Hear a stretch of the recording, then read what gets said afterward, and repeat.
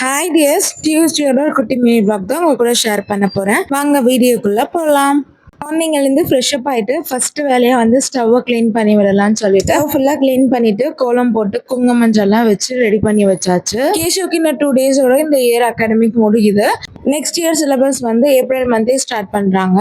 அவனுக்குமே பிரேக்ஃபாஸ்ட்லாம் கொடுத்துட்டு ஸ்கூலுக்கு கிளம்பிட்டான். நெக்ஸ்ட் ஹர்ஷவ் குட்டிக்குமே டிஃபன்லாம் ஊட்டி விட்டுட்டு சாமி படத்துல இருந்து பழைய பூவெல்லாம் எடுத்தாச்சு. ரொம்ப நேரமா யோசிச்சுக்கிட்டே இருந்தேன், பூஜை சாமான் வாஷ் பண்ணலாமா இல்ல கம்மிங் தேர்ஸ்டே பிரதோஷம் வேற, பிரதோஷ் பண்ணலாமான்னு யோசிச்சுக்கிட்டே இருந்தேன். சரி இன்னைக்கே ஸ்டார்ட் பண்ணுவோம்னு சொல்லிட்டு வீடெல்லாம் பெருக்கி விட்டுட்டு மாப் பண்ணி விட்டாச்சு. புது மேட்லாம் மாத்திட்டு குக்கிங் ஒர்க்கை ஸ்டார்ட் பண்ணியாச்சு.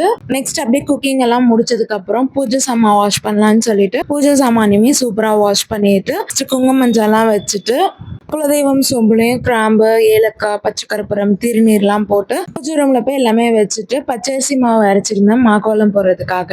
என்னோட ஹஸ்பண்ட் கந்தக்கோட்டம் போயிட்டு வந்திருந்தாங்க. ஸோ அந்த மாலையை சாமியாண்ட வச்சு பிரசாதம்லாம் வச்சுட்டு நெல்லிவாசல்ல கூழெல்லாம் போட்டு மஞ்சள் தண்ணி தெளிச்சு தீப தூப ஆராதனையெல்லாம் காமிச்சு சாமி கும்பிட்டாச்சு. பேலன்ஸ் இருந்த பச்சரிசி மாவையும் காய வச்சு மாக்கோலத்துக்கு யூஸ் பண்ணிப்பேன். நெக்ஸ்ட் நானுமே சாப்பிட்டுட்டு வாஷிங்ல போட்ட துணியெல்லாம் காய வச்சாச்சு.